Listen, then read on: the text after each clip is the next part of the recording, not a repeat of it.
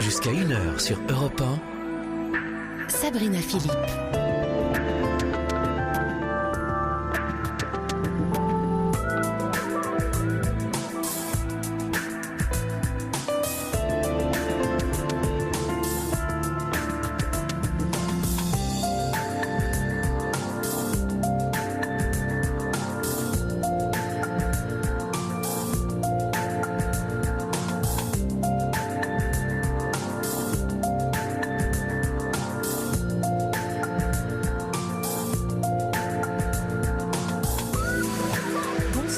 Bienvenue dans cette libre antenne. Nous allons être ensemble jusqu'à 1h du matin ce soir.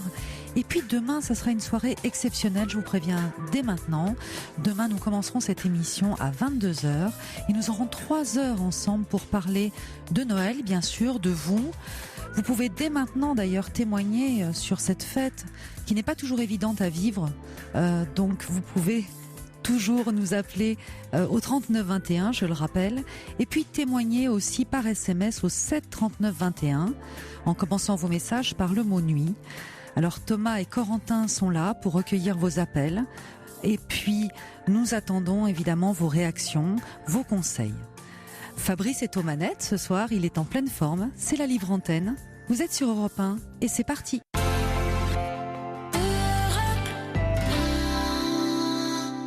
Et nous accueillons tout de suite Lucie. Bonsoir Lucie. Oui, bonsoir. Pardon, comment votre prénom? Sabrina. Sabrina, bonsoir. Bonsoir. Voilà. Attendez, je m'étais levée, pensant pas passer tout de suite à l'antenne, voilà.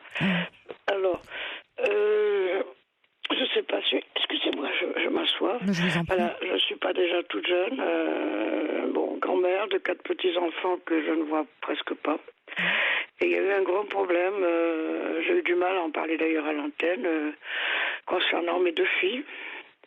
Il y a pas mal d'années, j'ai surpris mon mari, le père, dont j'ai divorcé, avec une de mes filles. 20 ans après, j'ai du mal à en parler, j'ai toujours la gorge serrée quand j'en parle. Donc j'ai divorcé, j'ai porté plainte, etc.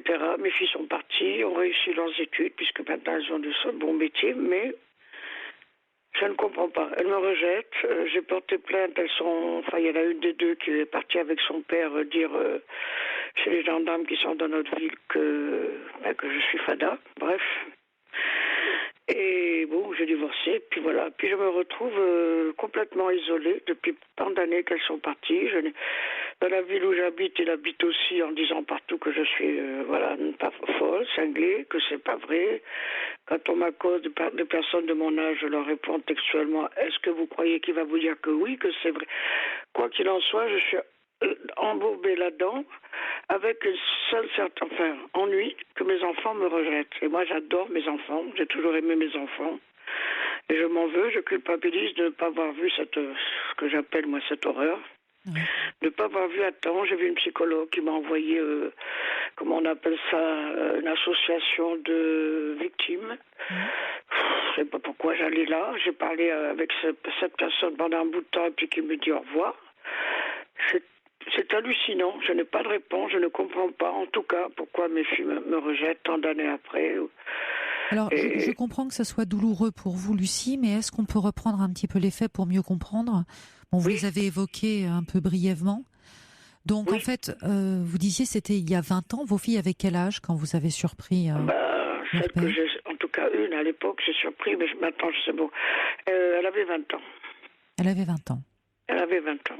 Donc je pense que ça n'a pas commencé à 20 ans. Avec le temps, j'ai pas arrêté de demander, de poser des questions, d'essayer de comprendre. Mais avec mes filles, ça passe pas. Il n'y a rien qui passe, on ne peut pas en parler. Et quand elles avaient 20 ans, quels étaient vos rapports avec elles? Écoutez, moi je sais que j'étais mère au foyer, je donnais énormément, jusqu'à présent je me dis où est mon erreur, par contre j'ai dû voir à l'époque, encore quand elles étaient là, j'en parlais à mon médecin qui était une femme traitant en disant, médecin généraliste, en disant Je comprends pas, mes filles sont silencieuses, mes filles ne me parlent pas, j'ai beau faire, j'ai beau faire plaisir tout ce qu'elles me demandent. Quelquefois, elles m'envoyaient promener, je les regardais en disant, mais attends, pourquoi tu me parles comme ça? Voilà, je comprenais pas, je ne savais pas. Et alors, ce médecin généraliste m'a dit, écoutez, comme je parlais souvent de mes filles, qu'elle les connaissait, elle était venue quand il y avait une petite grippe ou quoi. Elle me disait, vous êtes quelqu'un de bien, vous occupez bien de votre maison, de vos enfants, écoutez, allez voir une petite psychologue à côté, peut-être Oui, je suis allée 2-3 fois, qui disait que j'étais trop mère poule, etc. Je n'ai pas compris jusqu'à présent. Je ne sais pas j'ai souvent posé. Je les appelle pour leur anniversaire, pour les anniversaires de mes petits-enfants. J'envoie des petits billets, bien que n'ayant pas travaillé, j'ai pas eu de retraite. Enfin, ça, c'est un autre problème. Mais quand je peux les avoir au téléphone ou pour les appeler pour leur anniversaire, je dis, pourquoi m'en voulez-vous? Pourquoi me rejetez-vous? Je n'ai pas de réponse. Ça ne vient jamais. Je ne comprends pas. Je voudrais seulement savoir pour quelle raison. Sincèrement, moi, je les servais de toutes mes forces, de tout mon cœur, sans comprendre qu'elles étaient assez silencieuses, assez... Voilà, quand je vois des enfants à la télé à 10 ans, 12 ans qui sont proches de leurs parents, qui sont...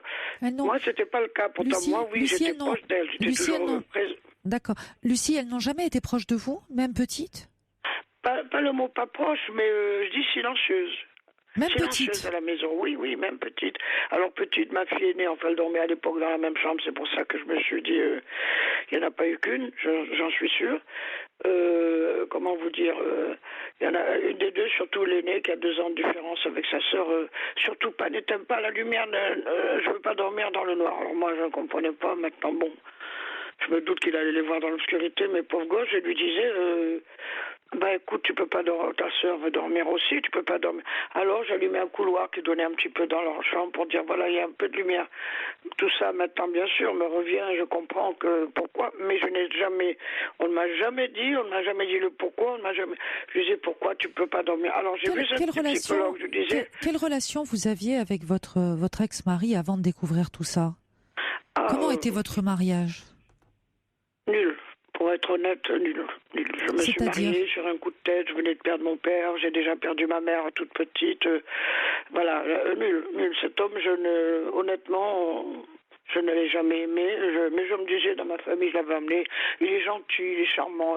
Après tout, pourquoi pas, après tout. Et puis bon, à la mort de mon père, vivant à Paris, connaissant personne, bon, il était toujours derrière mon dos, lui me voulait. J'ai dit...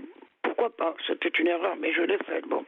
Mais le jour où je ne voulais pas d'enfants avec lui, bizarrement, je disais non, il voulait des enfants. Je disais non, je ne suis pas prête à avoir des enfants, etc. Puis moi, je suis très maternelle, vu que j'ai perdu ma mère très tôt. Bon, il voulait tellement qu'un beau jour, voilà, je suis tombée enceinte de ma fille aînée et... Mais lui aussi, mais alors lui très changeant. Enfin, les psys que j'ai vus, vous savez, je change de psy comme de chemise pour qu'on me donne cette réponse. Pourquoi mes enfants, moi, me rejettent? M'a dit, madame, vous avez épousé un pervers narcissique. J'ai dit, bon, avec le temps, oui, quand j'explique des choses qui m'a fait terribles. Donc, attendez, justement, c'est ça qui m'intéresse, Lucie, pour peut-être vous éclairer. Oui. C'est que j'avais dans l'idée, quand je vous ai posé la question, que ça aurait pu être ça. C'est-à-dire que cet homme vous dévalorisait? Ah oui, bien sûr. Mais je me sentais pas prête à partir. Vous savez, je n'ai pas fait autant mes enfants, je les ai beaucoup aidés pour qu'elles fassent des études. Moi, je n'avais pas fait beaucoup d'études. Bon, alors je me disais partir avec mes 2 gosses sous les bras, comment est-ce que je vais pouvoir les aider à avoir une situation. Donc j'ai subi, je reconnais, elles ont dû voir tout ça, des cris, des colères tout le temps avec lui. Il était violent. Il était violent avec vous? Il était très très lunatique, très méchant avec nous. C'était verbalement où il y avait c'était verbalement où il y avait des coups aussi? Il y a eu, pas que des coups, surtout verbalement. Il y a eu, c'est arrivé qu'il a levé la main. Bizarrement, quand j'étais enceinte de ma première fille, j'étais surprise il m'a mis pratiquement devant la porte parce que j'ai rouspété ou j'étais fatiguée d'être enceinte, je ne sais pas. J'ai dû, de temps en temps, évidemment, je ne me laissais pas faire, j'ai rouspété, il m'a mis dehors, il a fermé la porte. Je comprenais pas. Je dis, mais attends, je suis enceinte, tu me mets dehors, Michel Fada. Enfin bon, si je vous dis tout ce qu'il m'a fait, c'est bon. Alors avec le temps, bien sûr, il n'aurait pas fallu rester avec cet homme, mais hélas, J'avais une marâtre étant enfant, j'ai beaucoup subi, j'ai beaucoup... Donc voilà, je me suis dit, après tout, même ma famille qui ne le connaissait pas, me dit, il est charmant, il est gentil. Parce qu'il était toujours charmant il était toujours charmant et gentil devant les autres, oui, j'imagine. bravo, voilà, exactement. Comme voilà. beaucoup de manipulateurs. Pardon? Comme beaucoup de manipulateurs. Complètement, Ouais. complètement. Si vous saviez, il habite pratiquement dans la même ville où je suis. Une cité dortoir, il est avec une autre femme et je ne peux pas le rencontrer sans avoir envie de lui planter un couteau dans tellement que je souffre énormément de ce rejet de mes enfants. Alors même s'il m'a dit tout au début, j'étais dans un état, ma doctoresse m'a dit non, il faut que vous fassiez aider. Comment elle me dit oh, je ne sais plus quoi vous dire, oui. Alors, elle m'a dit, oui, voilà. Comme je parlais bien sûr beaucoup de cette histoire de mes enfants, que ça m'angoissait. Surtout, ne leur en parlez plus, Lucie. J'ai dit, mais comment est-ce possible? Je vais pouvoir, si jamais je les vois, ce silence entre nous. Et moi, je ne suis pas d'un caractère aidant. Il faut qu'on parle, il faut qu'on s'explique le pourquoi vous m'avez rien dit. Il m'a dit non, elles veulent plus en parler, elles sont dans un déni.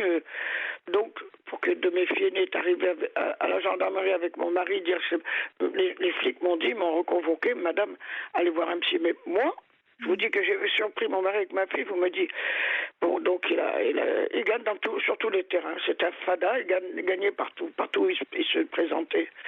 Alors voilà. Donc à la limite, voilà, il est parti. Donc il n'a pas du tout été inquiété, en fait, votre ex-mari. Mais pas du tout. Même les voisins qui m'ont rencontré depuis des années, qui nous connaissent, il est charmant. Madame, vous êtes une manipulatrice. Vous racontez, je ne l'ai pas raconté, vous savez, sur les toits, il y a une seule personne qui a raconté tout ça. Mais je lui ai dit, mais vous ne le connaissez pas. Oh, bref, je préfère ne rien dire aux voisins, après tout. Mais il arrive, cette doctoresse généraliste qui m'avait reçu, j'étais chez elle, effondrée, qui me connaissait depuis plus de 20 ans, quittez-le, s'est mise à me hurler, oui, bien sûr, mais bon, j'étais mère au foyer, bon, c'est pas grave, je vais faire avec. Mais, quittez-le, mais je pensais qu'avec mes enfants, à ce moment-là, on allait se réunir toutes les trois et faire quelque chose pour que ça passe pas comme ça, c'est pas possible. Eh ben non. Eh ben alors ce médecin me disait à l'époque, il y a quelques années, plus de 15 ans, quand je l'ai vu, il m'a dit non, parlez plus à vos enfants, elles veulent pas en entendre parler. Ah bon? Alors je reste dans mon coin comme une pauvre femme malheureuse. Voilà, c'est ce qui se passe. Et je suis toujours isolée depuis tant d'années.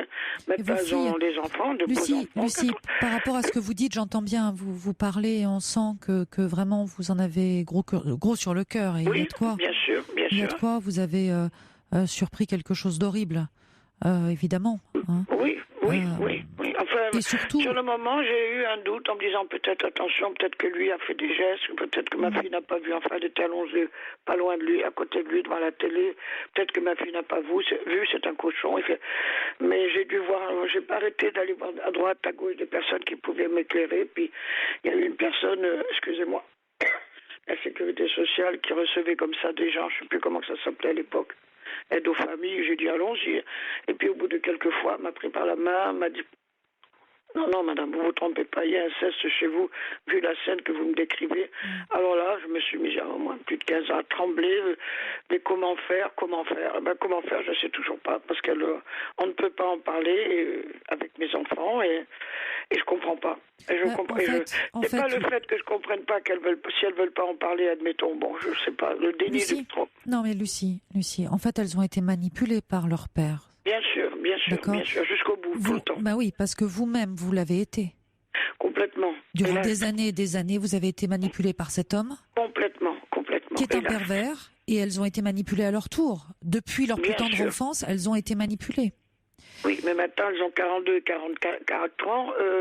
Je comprends pas qu'elles ne se réveillent pas, que je sais pas quoi vous dire. Parce que la manipulation, quand elle est fine, et a priori elle l'est, pour que votre ex-conjoint, finalement, ait des gestes déplacés envers elle, hein, de cette façon, et qu'elle ne réagisse pas. C'était pas que des gestes. Vous savez, je m'excuse, je parle beaucoup, parce que dès qu'il s'agit de cette histoire, je déborde. En 2009, j'ai fait une double embolie pulmonaire. Bon, je me suis fui là-haut, dans un nuage, je partais Les cardiologues m'ont sauvé de justesse dans un hôpital. Et quand je suis revenue, bizarrement, j'ai commencé à vouloir bouger. Je me suis dit, une voisine m'a dit, sympa, m'a dit, tu ne portes pas de plainte puisqu'elles ne veulent pas en parler. Une médiation familiale fait que vous allez peut-être pouvoir en parler avec une tierce personne. Je l'ai fait. Les filles sont venues une à tour de rôle, une avec son compagnon. Et la cadette qui a, à l'époque, enfin maintenant elle a 42 ans, il y a 9 ans, m'a hurlé en partant, ma pauvre gosse, en sanglotant comme une folle. Elle s'en va en courant, elle me dit maintenant, mon compagnon sait que j'ai couché avec mon père. Donc, ouf, la parole s'est libérée, mais depuis, plus rien. Quelques mois après, j'ai attendu, j'ai pas voulu, puisqu'on me dit n'en parlez pas, elles veulent pas en parler. J'ai dit, bon, maintenant, tu m'as dit au téléphone, je l'appelle, qu'est-ce qu'on peut faire? Ah, mais de quoi tu parles? Mais qu'est-ce que tu me racontes? Mais ça suffit, j'ai dû m'arrêter, mais à quoi vous jouez avec moi? Enfin, voilà. Ouais, elles sont dans un grand déni, mais elles sont dans une grande souffrance aussi, Lucie. Je m'en doute. Une énorme souffrance. Je sais, j'en souffre énormément et pour elles ont vécu dans ce déni toute leur vie, et elles n'arrivent pas à en sortir. Et la plus jeune est psychologue. Hein. Elle a choisi cette... La plus jeune est psychologue.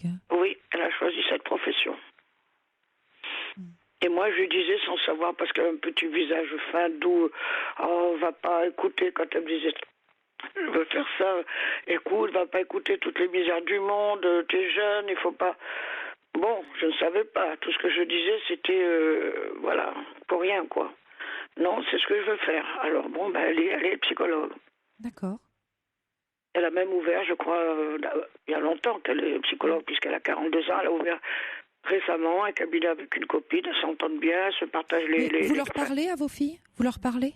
De quoi donc? Non, d'une façon générale, vous leur parlez? On se parlait au téléphone, lorsque je les appelais. Alors, il n'y a rien qui passe. Hein. Comment allez-vous? Ça va. Moi, par contre, j'ai des gros problèmes de santé. La colonne vertébrale qui ne répond plus, qui ne tient plus. Bref, j'ai bientôt 80 ans, vous savez. Alors, j'ose pas trop. Si je leur dis, moi, je souffre beaucoup de monde. Oh, oui, maman, t'as toujours mal quelque part. Donc, pouf, ça s'arrêtait comme ça. Je ne sais pas. Rien qui passe avec elle. Rien ne... Alors, à l'époque, j'arrivais... Mais vous savez, j'ai encore un problème très grave, c'est que j'ai cru comprendre, parce que je les ai invités quelquefois à manger une bricole. Moi, je ne peux plus leur faire. J'étais maman très cuisine, très bouffe, enfin, à manger quelque chose à l'extérieur de la maison. Une des deux, l'aînée, donc est plus calme que la psychologue, c'est une bombe avec moi. C'est impossible de mettre un mot, elle hurle. Bon. Alors, je me tais, je me dis, c'est sa souffrance, que faire, bon. Et l'aîné, il lui arrivait que je dis, écoute, vous allez manger un petit truc à côté avec tes petites filles. Elle a, depuis l'âge de 6 ans, 7 ans, l'aînée de ses filles, qui a 13 ans, ne mange pas. Ne laisse son assiette et regarde tristement. Je dis à ma fille, qu'est-ce qui se passe? Ben, je sais pas, elle veut pas. Et à force de gamberger dans ma tête, de chercher à comprendre, un jour, il y a longtemps maintenant, on est fâchés. Bon, j'allais chez ma fille aînée, elle est enseignante, elle l'aînée. Vous voyez, j'allais le mercredi quand elle ne travaillait pas à l'époque, l'après-midi, 1 heure ou 2, et puis je voyais la petite maman goûter, rien ne passait. J'ai dit, mais tout d'un coup, miracle. Je dis, miracle. Enfin, pour moi, je dis, est-ce que par hasard... J'entends dans votre voix, vous parlez très vite, Lucie. Est-ce que tu aurais donné ta fille en garde à ton père quand elle était... Oui, bien sûr. Et là, je lève le... Jamais j'ai touché mes enfants, je vous jure, jamais. Je lève le bras pour la massacrer. Tu donnes tes gosses en garde et pas à moi. Elle me dit oui, pourquoi pas? Parce que ton père est un violeur. Mais tu n'as rien encore compris. Alors cette petite est anorexique. Oui, c'est une souffrance qui se transmet comme ça de génération en génération. Mon Dieu. Ce qui est étonnant, c'est que votre fille psychologue, justement, parce que quand on est psychologue, normalement on fait un travail sur soi. C'est indispensable dans ce métier. L'a-t-elle fait? Donc, je ne sais pas, l'a-t-elle fait que les études? Je ne sais pas, l'a-t-elle fait? Je ne sais pas. En tout cas, mais vous savez, le gros problème, bon, je le sais, je le connais, là, c'est avec moi. Me dire, bon, admettons, on m'a dit, ne leur en parlez pas. Je n'en parle pas jusqu'à présent, avant la médiation. Il est possible, Lucie, que vos filles vous en veuillent pour avoir vécu tout ce passé familial aussi, où il y a eu des coups, où il y a eu... Des souffrances comme pour elle, des souffrances. Voilà. Enfin, je ne veux pas comparer, mes pauvres enfants, c'était des innocents, c'était mais des souffrances autant. Mais elles n'arrivent pas depuis tant d'années. Alors à l'époque, j'appelais ou pour les anniversaires ou un week-end, comment ça va, histoire d'avoir un contact, de choses, c'est comme elles me manquent. Et Je n'arrive pas à leur faire dire pourquoi vous me rejetez. C'est le mot que je dis à tout le monde. Alors, Lucie, je pense que, justement, quand on n'arrive pas comme ça sert à rien de s'acharner. Oui, j'ai compris, mais bon. Et l'idée, c'est quand même de maintenir un lien. Donc, il faut cesser de vous acharner, je pense. Elles-mêmes, elles sont prises dans cette manipulation. Encore. En espérant, encore, bien sûr. En espérant, mais bien sûr, la manipulation, ça dure très longtemps. Et surtout que c'est leur père. Vous savez, il y a des la voisins manipulation. qui osent me dire, mais vous mentez, on les a vus aller chez leur père. Et là, je reste estomaquée devant les personnes. Oui, je sais, je dis bêtement. Oui, c'est pour ça, je vous dis, la manipulation, ça peut durer très très longtemps, ça peut durer toute une vie. D'accord ? Récemment, avec l'histoire, vous savez qu'il y a eu à la télévision cette fille qui a été violée. Je ne me rappelle plus de son prénom dans l'enfance. C'était une qui présentait à l'époque des émissions de télé. Flamand, oui. Voilà. Après, il y a eu plein de jeunes, de filles, des femmes qui ont appelé. Mais moi, j'étais heureuse que les femmes en face se déclenchent. Enfin bref. Je leur ai fait un truc malheureusement. J'étais déchaînée en disant qu'elles se taisent jusqu'à quand et combien il va pouvoir les manipuler. Chacune, j'ai mis balance ton port. J'en ris, mais je sais qu'elles m'en veulent. Elles veulent plus. Quand je les appelle, aucune ne répond. Du coup, depuis que j'ai mis sa balance ton port à chacune sur leur portable, voyez à quel point. Oui, mais je crois justement, Lucie, qu'il va falloir arrêter tout ça, là. Parce que c'est contre-productif. J'ai une petite aide ménagère avec qui de temps en temps je parle et qui m'a dit... C'est contre-productif. Arrêtez de les appeler, laissez-les tranquilles. Oui, c'est contre-productif. Hein. Si ça doit venir d'elle. Avoir des contacts, voilà, au moins garder ces contacts. Bien sûr, mais pour garder ce contact, justement, il va falloir arrêter. Parce que je vous dis, voilà, ça doit venir d'elle et ça peut pas venir de vous. Et à chaque fois, elles se braquent. J'ai envoyé ça sur leur portable. Depuis, c'est fini. Elles ne veulent même plus répondre. Dès qu'elles voient mon numéro apparaître sur leur portable, elles ne répondent pas. L'erreur est humaine, mais je pense qu'il faut arrêter, Lucie. En tout cas, ça sera mon conseil pour ce soir. Ouais, mais voilà, mais c'est que je peine. On me dit que j'étais trop mère poule, peut-être, c'est possible, mais je peine beaucoup de ne pas pouvoir me réunir avec mes enfants, de pouvoir même parler d'autres choses, ou de voir mes petits-enfants. Un jour, elles m'ont amené la photo des 4 qui ont maintenant 15 ans et 13 ans. J'ai dû les voir 4 fois. Non, alors ça me fait mal au cœur. Je suis totalement... Et dans cette ville où mon mari est là, mon ex-mari est là, et où partout où il passe, il dit non mais ma femme... Et on me dit textuellement, madame, il est charmant cet homme. Je ne sais plus contre qui, avec qui me battre. Peut-être qu'il faut... comment me battre, ça ne sert à rien. Le combat, il est terminé là, Lucie, parce que vos filles, elles sont largement majeures. Elles ont plus de 40 ans. D'accord, donc il n'y a plus de combat. Je comprends. J'entends que ce combat-là, vous l'avez mené une bonne partie de votre vie. Mais là, il faut arrêter le combat, en fait. Parce que ce combat... C'est-à-dire que elle m'a dit, ma cadette, un jour, t'as perdu tes enfants. Je dis, mais pourquoi? Mais dis-moi pourquoi? Lucie, ce combat-là, c'est celui-là qui vous éloigne de vos enfants parce qu'elles sont manipulées et qu'elles ne se rendent pas compte. Non, mais je suis à cet âge-là. Mais oui, bien sûr, on peut être manipulé par un parent toute sa vie. Toute sa vie. Donc, mais le fait que j'ai porté plainte, le fait que j'ai divorcé rapidement, le fait que je leur dis je suis isolée, toute seule, les gens autour de moi le connaissent et me rejettent, j'explique que j'ai besoin de voir mes petits-enfants, de les voir. Ça ne les fait pas bouger, ça ne les fait pas comprendre que leur père est pas normal. J'aurais pas fait ça si vraiment, il était... Non, pas quand on a des filles qui sont manipulées depuis l'enfance, non. Non, ça suffit pas, en fait. Ce que vous me dites, Sabrina, c'est horrible. Mais non. C'est pour ça que j'arrive pas à comprendre. Mais oui, parce que vous heurtez à un mur à chaque fois. Donc pour pouvoir rétablir cette communication, je vous le dis, il faut arrêter d'être dans ce combat. Ce combat, de toute façon, maintenant, je vous dis, elles sont largement majeures, elles ont plus de 40 ans. D'accord ? Oui. Bon. Donc elles ont plus de 40 ans, elles sont majeures, elles décident. Mettre de leurs enfants au père, toutes seules. Comment dire, même elles ne sont pas là quand elles les confient, mais c'est la folie. J'entends. Mais ce sont elles les mères. Et vous ne pouvez rien faire. Oui, je sais bien. Les mères, elles sont-elles... Vous savez, je vais jusqu'à me dire, moi j'adorais mes enfants.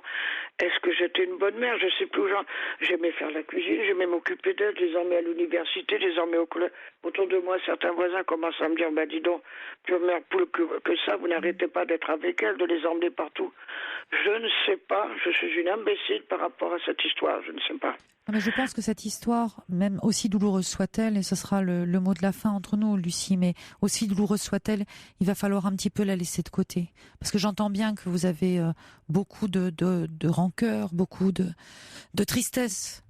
Mais vous pouvez pas, énorme, et de souffrance énorme pour mes enfants. Je sais que c'est de la souffrance, mais au point d'être à 40 ans, 44 ans accro au père, pour moi c'est pas possible. Je me dis non, mais je me trompe. Mais c'est si pas la possible. manipulation, ça peut aller malheureusement jusque là. Malheureusement jusque là. Elles reçoivent pour la copine du père, avec le père. Et quand j'ai appris ça, j'ai dit à ma fille aînée, il y a longtemps de ça, j'ai dit, tu la reçois, la personne habite la ville où je suis. Hein. Ben, bien sûr, maman. Mais quoi, maman? Et moi, tu me reçois jamais, tu me dis jamais, tu es toute seule, bien. Et surtout que je ne peux plus faire des repas, comment vous dire, ma colonne vertébrale, je marche très peu, Lucie, vos filles, en fait, elles ont eu l'habitude de voir leur père, votre ex-mari, vous dénigrer en permanence. Elles ont grandi comme ça. Vous avez été dénigrée pendant des années. Et vos filles l'ont vu. Sabrina, et vos filles l'ont entendu. J'étais toujours prête à faire tout ce qu'elles me demandaient, à leur faire plaisir tout le temps. Mais je comprends, Lucie. Elles ne font pas la différence parce que je n'ai jamais ni levé la main, ni grondé. Quand je comprenais pas, je m'arrêtais, je regardais, je dis, qu'est-ce qu'il y a? Pourquoi que tu te fâches avec moi? Qu'est-ce que je t'ai fait? Mais autrement, jamais j'étais méchante. J'adore mes enfants jusqu'à présent. C'est ça qui est terrible, c'est que je ne comprends pas, je n'arrive pas à ce qu'elles se disent après tout, maman. Et il m'arrivait au téléphone de dire, est-ce que tu te souviens d'un jour où j'étais méchante, je vous ai fait du mal? J'étais toujours disponible à vous faire. Et vous savez, lui, le fait peut-être que, pardon, j'aimais tellement mes enfants, je me pose la question si, par malheur, il n'a pas voulu nous démolir toutes les trois, je ne sais pas. Mais c'est souvent le cas pour des manipulateurs pervers. Le but, c'est de démolir. Oh mon Dieu, oui. Mais vous savez, j'ai même appelé ce viol après l'histoire de la fille à la télé. Mais vous avez fait, Lucie, vous avez fait tout ce qu'il fallait. Je n'arrête pas. Non, mais vous avez fait tout ce qu'il fallait. C'est important que vous l'entendiez. On s'arrêtera sur ce mot-là. Oui. D'accord. Vous avez porté plainte. Vous avez fait ce qu'il fallait. Vous avez été voir des associations. Et on peut saluer aussi votre courage parce que malheureusement, parfois, il y a des parents qui ne le font pas. Donc, vous avez fait ce qu'il fallait. Maintenant, il y a des paramètres dans la vie qui ne nous appartiennent pas. Voilà. Donc, je vous souhaite beaucoup de courage, Lucie, en tout cas, pour la suite et pour ces fêtes. Je n'arrive pas à me résoudre à cette là, ce que vous me dites. Je sais, mais je pense que vous n'entendez pas parce que je ne dois pas être la seule à vous avoir dit ça. A priori. Pense à toi, ta santé, que machin. Donc, c'est peut-être ça qu'il faut entendre ce soir, Lucie. Oui. Je vous souhaite de belles fêtes, en tout cas. Merci Sabrina. Merci pour votre appel. Merci. Europe 1. Et nous attendons vos appels au 39 21 et puis bien sûr vos réactions au 7 39 21 en commençant vos messages par le mot nuit. Vous êtes sur Europe 1, c'est la libre antenne et maintenant c'est Pierre qui nous rejoint. Bonsoir Pierre. Oui, bonsoir. Bonsoir. Je téléphone parce que j'ai 63 ans. 63 ans, c'est ça? 63 ans, oui. D'accord. Depuis 18 ans, j'ai pas de schizophrénie. En fait, je crois qu'on m'a dit que c'est schizoïde, puis schizophrène, puis maintenant schizophrène paranoïde. En fait, je suis un peu constant, quoi. Bon. D'accord. En fait... on vous entend un petit peu mal, Pierre. J'ai l'impression que vous parlez... Oui, vous parlez... Vous m'entendez? Est-ce que vous m'entendez, moi, déjà, pour commencer, Pierre? Oui, je vous entends très bien. D'accord. Il faudrait que vous éloigniez peut-être un petit peu du micro, parce que ça grésille et c'est un petit peu difficile de vous entendre. D'accord, entendu. Ça va mieux comme ça? Ah, ça va déjà mieux, là. Entendu. Alors, j'ai fait une psychothérapie de 20 à 25 ans, pendant 5 ans. D'accord. Avec un psychologue de CMP, qui depuis est devenu assez connu, je crois. Enfin, je vous dis pas son nom, c'est pour pas faire de... non, c'est pas utile, c'est pas utile. Connaître le problème qu'il pourrait y avoir. Après 4 ans de psychothérapie, il m'a dit que bon, un psycho CMP, c'est pas la peine, c'est tous des nuls. Il se mettait lui-même dans les nuls, hein, donc voilà. Alors, j'ai continué quelques temps, puis après ça a cessé. Après ça, j'ai fait 8 ans d'hosto. Je vais après de temps en temps à l'hôpital quelques jours, quelques semaines, pas plus, de temps en temps. Et depuis, je suis pas tenu en continu à l'hôpital, quoi. Depuis que je suis sorti. Depuis, pardon, je ne vous ai pas compris, Pierre. Vous disiez? Oui, non, je dis après 8 ans d'hôpital que j'ai fait en continu, de 26 à 34 ans. Oui. Je suis allé de temps en temps à l'hôpital, quelques jours, quelques semaines, pas plus. D'accord. En général, pas plus. Je me suis souvenu de beaucoup de choses de mon enfance et de mon adolescence avec ce psychologue, mais ça servait à rien, quoi. Ça, aucun résultat concret. J'ai pas réussi à être supérieur, j'ai pas réussi à avoir un métier, à travailler, à avoir une femme et des enfants, j'ai tout loupé, quoi, de ce côté-là. Donc, et maintenant, je suis en CMP à nouveau. J'ai vu 2 psychologues pendant pas longtemps chacune. On m'a conseillé une autre psychologue à nouveau en CMP, dans le même CMP. Et je me demande si c'est vraiment utile de voir un psychologue de CMP. Est-ce que vraiment ils sont à la hauteur? Parce qu'à mon avis, c'est pas certain. Ils sont payés des queues de cerises et c'est les plus mauvais qui sont là-bas, je crois. Alors non, je pense pas qu'on puisse dire ça, que ce soit les plus mauvais qui sont là-bas. Vous savez, c'est une réponse honnête. Hein. Non, oui, bien sûr. Ah non, mais je suis... Non, mais alors, Pierre, je suis très honnête. Très honnête. D'accord. En fait, c'est comme dans tous les métiers, si vous voulez. Vous avez des professionnels qui sont bons et d'autres moins bons. Et ce n'est pas parce qu'ils sont en CMP qu'ils ne sont pas bons. Ce qui est certain, c'est qu'ils ont souvent moins de temps à vous consacrer. Et moins d'argent aussi, ils sont payés des queues de cerises. Non, mais ils ont moins de temps parce qu'ils ont beaucoup ils ont moins de temps parce qu'ils ont beaucoup de patients à voir. Donc forcément, un psychologue en CMP vous recevra moins longtemps qu'un psychologue en libéral. Tous les 15 jours, j'ai pas pu mieux. Et même c'est pas tous les mois qu'elle veut me voir, je crois seulement. C'est ça, parce qu'ils ont beaucoup de... C'est négociable, mais pas plus probablement que tous les 15 jours. Alors que quand j'étais en CMP pendant 5 ans, je voyais 2-3 fois par semaine quand même. Oui. Ça c'est déjà plus efficace en général. Oui, mais j'ai suivi des trucs j'ai suivi des traumatismes graves quand j'étais enfant. D'abord, c'est pas mes vrais parents qui m'ont éduqué. L'homme qui m'a éduqué m'a dit une fois qu'il m'avait pris à accident de voiture et que c'est pas mes vrais parents. Il m'a dit une seule fois parce que sur le coup, j'ai pas tellement cru. Alors après, il a plus dit, il a toujours nié. Donc déjà, ça c'est pas mes vrais parents. Ensuite, quand j'avais l'âge de 3-4 ans, il m'a violé. Et je me suis plaint finalement à sa femme. Elle m'a dit, dis-lui que le viol c'est 10 ans de prison. Je lui ai dit, il a arrêté. Vous aviez 3-4 ans. Après, ça a été la grand-mère, enfin la fausse grand-mère, puis c'est pas une vraie famille. Elle a utilisé un godemiché. D'abord, c'était du touche-pipi. Après, elle m'a utilisé un godemiché. J'ai hurlé dans l'immeuble où on était. Les voyants sont venus. Les femmes ont disparu. Les hommes m'ont violé eux aussi. Enfin, vous voyez, j'ai eu la totale, quoi. Et en plus de ça, je crois que c'est 2 facteurs importants qui m'ont marqué. En plus de ça, quand j'étais bébé, ils me sont pas occupés de mélange. Ils me l'ont dit par la suite. Donc. Alors, Pierre. Oui, je vous entends. Ils ont vu que j'ai un regard fou, probablement, quand les bébés sont comme ça, par ils ont un regard fou. Donc, ça peut provoquer la folie, probablement, ça aussi. Pierre, le quatrième facteur qui m'a troublé, qui m'a probablement pour des problèmes graves, c'est qu'ils m'ont drogué en menant des drogues dans mes aliments et dans mes boissons. C'est les 4 éléments, je vois, qui m'ont Pierre, vraiment... ce que j'aimerais savoir, c'est est-ce que vous êtes suivi par un psychiatre? Oui, évidemment, j'ai un traitement. D'accord. Vous avez un traitement depuis l'âge de 18 ans. Ouais. Et vous le prenez régulièrement, votre traitement? Bah oui, c'est une injection. Je vous le dis, d'accord. Pas éviter de le prendre. Oui, une injection retard. D'accord. Oui. D'accord. Et est-ce que ça vous soulage un peu? Parce que là, je vous sens un peu agité. Je suis pas vraiment agité, non. Je sais pas, peut-être un débit un peu fort, ouais. Je suis pas vraiment agité. Il est ajusté, votre traitement? Il est ajusté, c'est-à-dire qu'il varie ou c'est toujours la même chose? On me l'a fait baisser, puis on me l'a fait remonter un peu. Maintenant, c'est du... Si vous voulez savoir le nom du médicament, non, peut-être? pas spécialement. Non. Je les connais, en tout cas. Ouais. Bon, enfin... Parce que là, j'entends à votre voix et aussi ce que vous racontez, que parfois vous vous emballez comme ça. Non, j'ai pas l'impression d'être vraiment excité, non, je pense pas. Je pense pas. Votre question, c'était est-ce que vous deviez être suivi en CMP? Oui, suivi en CMP ou non, parce que j'ai l'impression qu'ils sont beaucoup moins payés que dans le privé, donc c'est les éléments les moins efficaces. Ils sont probablement là-bas. Alors, c'est pas du tout le cas. Ce ne sont pas les moins efficaces. Ils sont moins payés en CMP ou non? Ils sont payés comme paye, si vous voulez, l'État. Hein. Donc forcément. C'est chiche, quoi. C'est chiche. C'est pas chiche. Oui, mais vous avez beaucoup de psychologues qui choisissent aussi de faire un mi-temps ou un quart-temps en CMP et qui ont une activité libérale à côté.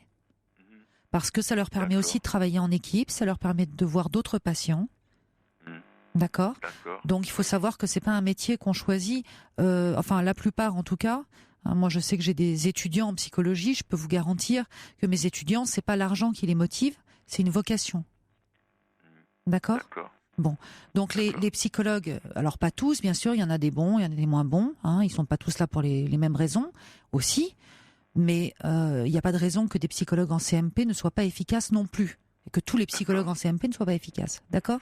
Il y en a des excellents. C'est ce qu'a dit le psychologue après 4 ans que j'ai fait avec l'anchithérapie. Hein, il avait l'air de dire que en CMP, il ne fallait pas espérer grand-chose. C'est ce que d'ailleurs un psychiatre, avant que je fasse la psychothérapie en CMP, devant 25 ans, elle m'a dit devant l'homme qui m'éduquait, vous savez, en CMP, là les gens qui vraiment n'ont pas de, il y a moyen de payer et tout. Alors l'homme qui m'éduquait voulait que je sois en CMP. Elle m'a dit c'est à vous de décider. Finalement j'ai accepté le CMP. En tout cas, Pierre, j'imagine que vous avez une allocation adulte handicapé. Bah oui, mais en plus j'ai fait un héritage parce que ceux qui m'ont éduqué sont décédés. Ils m'ont déshérité, mais comme l'État suisse, je voulais pas que je sois lésé. J'ai quand même eu quelque chose.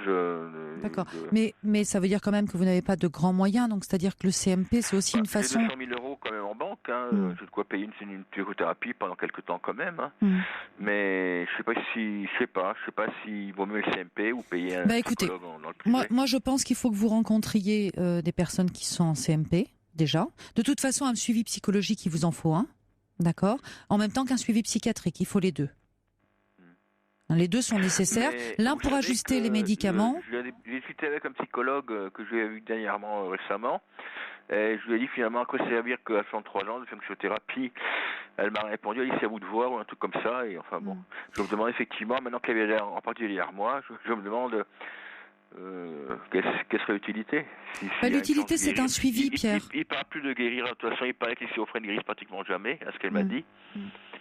Donc déjà ça. C'est un suivi, ensuite, Pierre, dont vous avez besoin. Oui, c'est un suivi. Hein, c'est une personne qui pourra vous écouter, qui pourra voir aussi justement quand vous êtes un peu plus agité, un peu moins agité, qui pourra en parler avec votre psychiatre, qui pourra adapter le traitement. Voilà. Donc en tout cas, ma réponse c'est oui, je vous conseille d'aller en CMP et oui, c'est nécessaire de consulter. D'accord, Pierre ? D'accord. Et c'est pas tout. Je voulais vous dire que je voulais parler d'un problème qui n'est pas en rapport. Mais plus spécialement, c'est les fêtes de Noël. Je pense que le mensonge du Père Noël, on peut en venir facilement à bout. Il suffirait de faire un battage médiatique avant les fêtes de Noël, pendant 3 semaines, dire sur les ondes, la télévision et partout, que le Père Noël est un mensonge, que c'est les parents qui se déguisent en Père Noël et tout. Pierre, je ne crois pas que ce soit une très bonne idée dans cette la veille de Noël. Moi, je vais vous dire quelque chose, parce que c'est mon métier, d'accord ? Moi, je trouve que vous êtes un tout petit peu agité à l'antenne et je vous conseille vraiment un petit peu. Et je vous conseille en tout cas. Augmente mon traitement, c'est ça ? Non. Mais je vous conseille quand même d'aller voir une psychologue et de pouvoir parler parce qu'on sent que vous en avez en tout cas besoin. Merci pour cet appel, Pierre. Et bonne soirée et de belles fêtes. Europe 1. Et nous attendons vos appels au 39 21. Et puis c'est Monique qui nous rejoint tout de suite. Monique, bonsoir. Oui, bonsoir Sabrina. Bonsoir. Merci de prendre mon appel. Merci à vous, merci d'appeler. Alors qu'est-ce qui vous amène à nous appeler justement ce soir ? Eh bien écoutez, moi je voudrais pas attrister les gens parce que Noël c'est quand même quelque chose de merveilleux. Mais je voulais quand même vous appeler parce que je suis pas bien dans ma peau.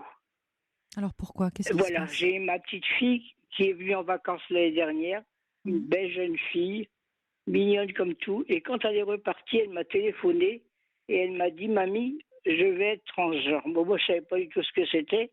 Maintenant, je sais.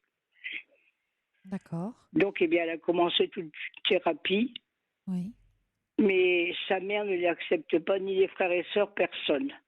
Elle a quel âge ? Elle a quel âge, votre petite fille ? Elle a quel âge ? Excusez-moi, comment ? Pardon, elle a quel âge, votre petite fille ?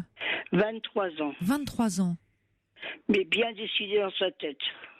Oui. Donc elle a entamé un processus, c'est ça ? Pour changer de et genre? puis elle a changé ses prénoms à l'état civil. Déjà? Ça Oui. s'est fait en combien de temps? Oh, un peu de temps. Parce qu'en général, ça prend un petit peu de temps quand même, hein. Ça a été vite fait. Hmm. Enfin, d'après ce qu'elle m'a dit. D'accord. Donc,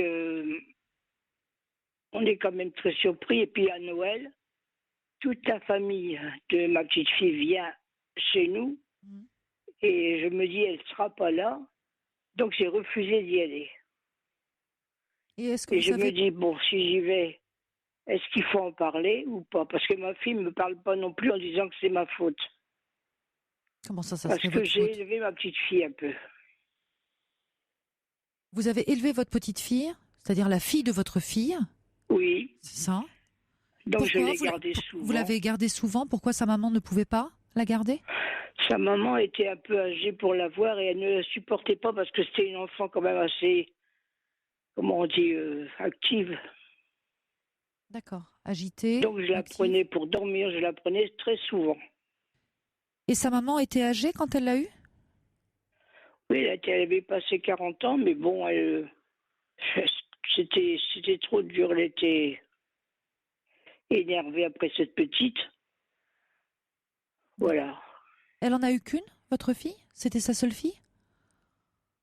Non, non, elle en a une autre et puis un garçon qui ont rejeté leur sœur aussi. Est-ce que cette petite fille, c'est la seule que vous ayez gardée de cette façon, ou vous avez gardé les 3 enfants de la même façon? Non, pas les 3, mais je les ai souvent eus parce que ma fille criait énormément et puis elle crie tout le temps, donc les enfants ils n'écoutaient plus. Ça devenait infernal, donc je voulais la soulager, voilà. Parce qu'en plus elle travaillait. Mhm.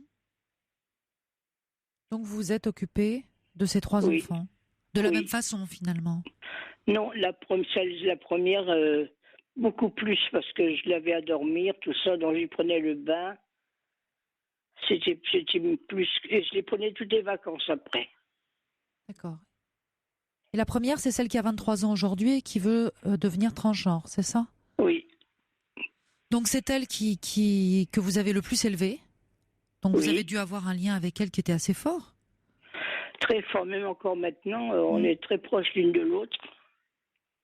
Donc Alors ça me fait mal parce que elle vous appelle, elle vous voit? elle m'appelle très souvent, mais quand je dis son nom de fille, elle ne veut pas. Dit mamie, non, tu changes. Alors bon, ben, j'ai pris l'habitude de l'appeler par son nom de garçon, mais je ne sais plus. Vous savez, c'est difficile. Oui, C'est c'est très pas... difficile de savoir comment se comporter. Bien sûr. Alors, quand elle est revenue cet été, eh bien, j'ai vu revenir un petit mec avec les cheveux coupés, les mains dans les poches, les pantalons, et puis se dandiner comme un petit mec. Ça m'a fait quelque chose. Je peux le comprendre, Monique, que ça vous ait fait quelque chose. Et vous avez pu en Oui, parler avec cette petite fille? Avec votre petite fille? oui, oui, j'en parle beaucoup, mais elle n'aime pas son corps. D'accord. Pourtant, bon, moi, je la vois très bien faite, mais bon, c'est elle qui ressent son corps, je ne sais pas comment. Est-ce que vous avez compris ce que c'était transgenre? Oui, j'ai bien compris, j'ai même regardé sur Internet l'opération. C'est terrible. Oui, alors au-delà de l'opération, est-ce que vous avez compris ce qui se passait psychologiquement? Ben, tout à fait, c'est tout à fait autrement. C'est-à-dire que c'est une souffrance surtout pour la personne. Elle souffre, oui. Hein?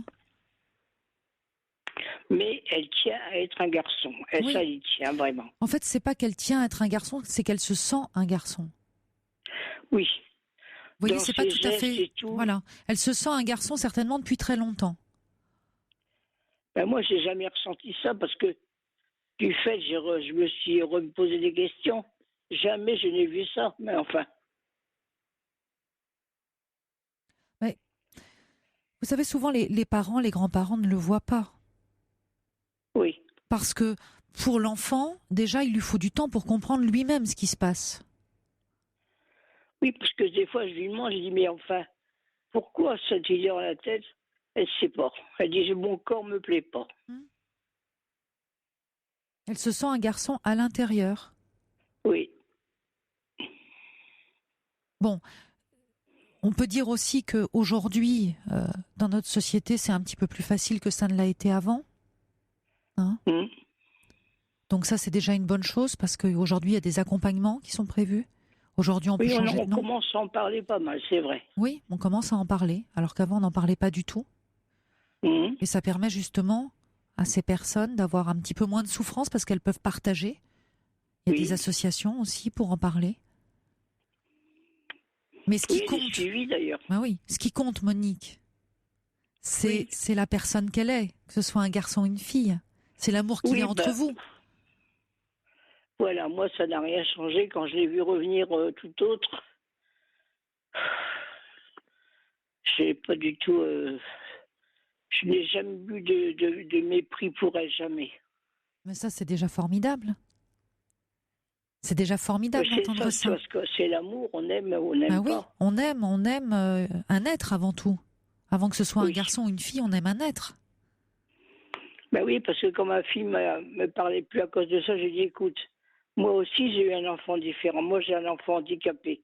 J'ai dit, je ne l'ai pas rejeté, il est toujours là. C'est magnifique ce que vous dites. Elle vient quand même me voir. Ça fait des années que je ne l'ai pas vue. Elle vient me voir à Noël. Qu'est-ce que je fais? Est-ce que j'y vais? Moi, ce que je propose, c'est que les auditeurs puissent aussi nous envoyer des SMS, peut-être même nous appeler pour nous dire un petit peu ce qu'ils en pensent et puis que vous restiez avec nous. Monique, vous voulez bien? Ça va être le journal de la nuit dans quelques instants. Et juste après le journal, je vous reprends et peut-être que ça va laisser justement l'occasion aux auditeurs de pouvoir réagir, de pouvoir donner leur avis. Oui, vous voulez bien rester avec nous? Merci Sabrina, oui, d'accord, j'attends. Bon, c'est formidable. À tout à l'heure alors, Monique. À tout à l'heure, Sabrina. Jusqu'à 1h sur Europe 1. Sabrina Philippe.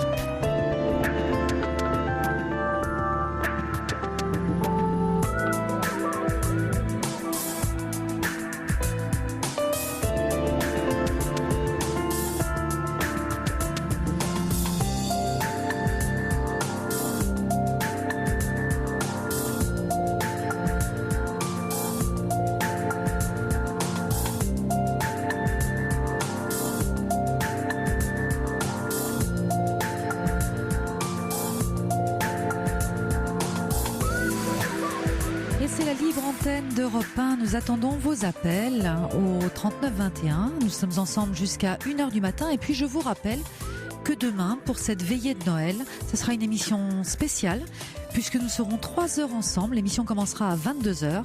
Et peut-être que vous aurez envie de réagir sur cette soirée, sur cette veillée de Noël qui peut être formidable mais qui peut être aussi difficile pour certains. Alors n'hésitez pas dès à présent à préparer vos témoignages et vos conseils pour ceux qui nous appelleront. Europe 1. Sabrina Philippe. Et nous étions avec Monique avant le journal de la nuit. Monique qui nous racontait que sa petite fille souhaitait changer de sexe, en fait devenir un garçon.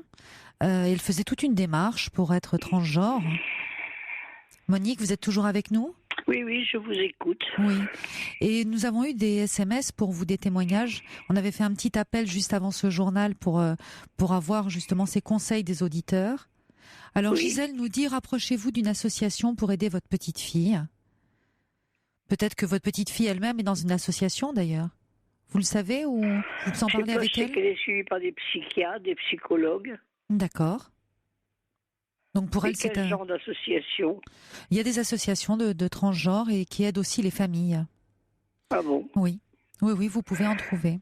Moi, j'ai oublié de vous dire, c'est que j'étais handicapée, je suis alité en lieu médical depuis 5 ans. D'accord. Donc vous ne pouvez pas vous déplacer. Donc j'ai des difficultés à bouger.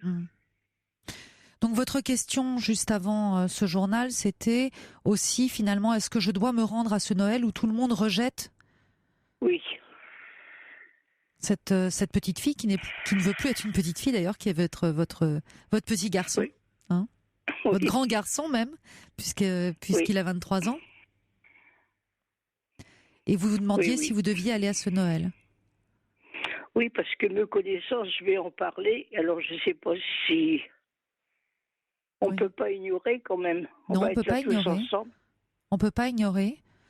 Non. Mais même si vous en parlez, c'est bien de pouvoir en parler, Monique. Mhm.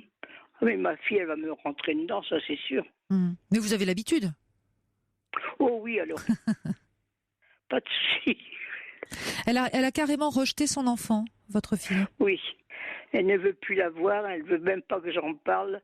Quand je lui téléphone, elle me dit tais-toi, je ne veux rien entendre. Bon, c'est vrai qu'elle a souvent une souffrance, mais quand même. Mais cette souffrance, elle date d'il y a longtemps, parce que vous disiez que c'est vous qui aviez élevé Oui. vos petits-enfants, qu'elle-même, elle était débordée par ses enfants. Oui, oui. Donc c'est une souffrance qui est là depuis de nombreuses années, manifestement. Mhm. Écoutez, je ne pense pas qu'en fait, en restant comme ça, seule le soir de Noël, ça soit une bonne solution, Monique. Oui. Et peut-être aussi que c'est bien que vous puissiez porter la parole dans cette famille en disant que vous la soutenez, que vous l'aimez, cet enfant, et que, voilà, et que vous êtes avec elle. Et vous pouvez le dire aussi. Oui. Ça, je suis capable de le faire, oui. Voilà. Mais c'est peut-être là ce que vous devez faire, Oui. plutôt que de rester seul et de vous retrancher. Mhm. Qu'est-ce que vous en pensez ? Après, j'ai ses frères et sœurs qui vont venir me voir. Est-ce qu'il faut que je leur en parle? Ils ne sont pas au courant, ses frères et sœurs ? Si, mais ils la rejettent aussi. Enfin, ils le rejettent. Mais je crois que vous pouvez en parler. Vous pouvez montrer l'exemple. Après, on vous suivra pas, mais vous pouvez montrer l'exemple. Oui. C'est important C'est aussi. vrai. Et montrer que vous ne le rejetez pas. Oui. Et que l'amour est plus important. Vous le disiez d'ailleurs juste avant le journal. Hein. Oui, oui. C'est l'amour qui fait tout ça. C'est vrai que je l'aime beaucoup et que je serai toujours pour lui. Mais c'est ça qui est magnifique, et ça vous pouvez le dire aussi. Oui. Donc vous Parce avez qu'ils une n'ont parole. pas compris, c'est comment? Vous avez une parole à porter dans cette famille. Oui. Vous êtes d'accord avec ça, Monique ? Oui, tout à fait. Je suis tout à fait d'accord avec ce que vous avez dit, oui, oui. Donc demain, Noël. Demain ou après-demain ? Après-demain. Après-demain. Donc pour le repas du midi, le 25 au midi ? Oui, oui. Ils vont venir vous chercher ? J'appelle une voiture spéciale parce que je suis en fauteuil roulant. Oui. Donc voilà. Eh bien, allez-y avec tout votre amour pour cet enfant et toutes vos forces. On peut pas dire grand-chose, vous savez, contre l'amour, hein ? Non. Je crois qu'on peut pas grand-chose. Donc oui, c'est vrai, Sabrina. Ah oui, on peut pas grand-chose. Dire que vous l'aimez et que, voilà, pour vous, ça restera toujours votre petit enfant. Que ce soit une petite fille ou un petit-fils, ça reste votre petit enfant et que vous l'aimez. Il n'y a pas grand-chose à dire, vous savez. Il n'y a pas grand-chose à rajouter à ça. Puis vous savez, il n'a plus que moi, donc je tiendrai bon. C'est formidable. Ça s'entend à votre voix. Hein, vous avez de la force. Hein. Ah oui. Je peux me permettre de vous demander votre âge, Monique ? 70 ans. 70 ans. Ben, je trouve que c'est magnifique. Et votre témoignage est magnifique. Merci. Parce que, en effet, c'est pas évident de voir sa petite fille devenir un petit-fils.